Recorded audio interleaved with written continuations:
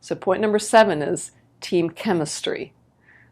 It's really important that you profile your team so that you can figure out, who is on your team. Sometimes you'll have a lot of extroverts, sometimes introverts, sometimes bossy people, sometimes people that like to talk for hours before they make their point. And when I come in and help companies with their existing team, first thing we do is look at what's the personality makeup of the team. You used to be able to, do that before you hired someone, but that's now not legal because they discovered that it doesn't always equal performance. But it does equal performance once someone's on the team, because it gives a lot of rub sometimes for the wrong reasons, and personalities conflicts happen, and gossip starts to happen. So when you walk in and this person's extrovert, this person tends to talk forever about a story before making a point, you can now have a snapshot of your team and put agreements in place. Hey, I know you like to talk. I really need to get to the bottom line. And as a company, it's important you start with the end. So I would love to hear your stories maybe when we have lunch sometime, but can we focus on, as a group, always starting with the bottom line?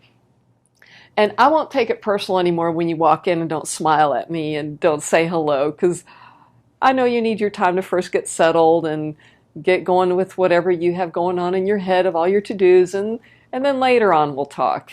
So whatever the profiles are, the important part is they can become an interesting awareness, but they won't drive a wedge anymore into conflict based on personality. And it's a lot easier to be present to someone and to perform when you can have grace with them and then get back on track. Forgive them, get back on track. Forgive yourself, get back on track. Because, we all have personalities and they sometimes get in the way, and sometimes they enhance because, it's fun to be around a fun personality, and that can be productive sometimes and sometimes not.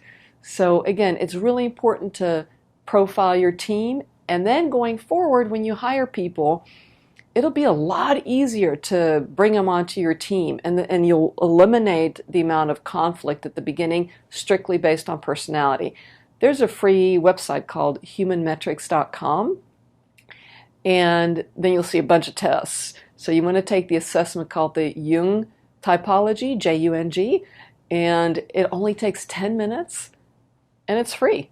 And that's a good starting point today for those of you who don't have the deep pockets like I used to not, because if you pay a professional, it can cost $200 to $500. And today you can have a snapshot of your team and understand the chemistry and understand each other, so you can be present to each other and make agreements how to be more productive.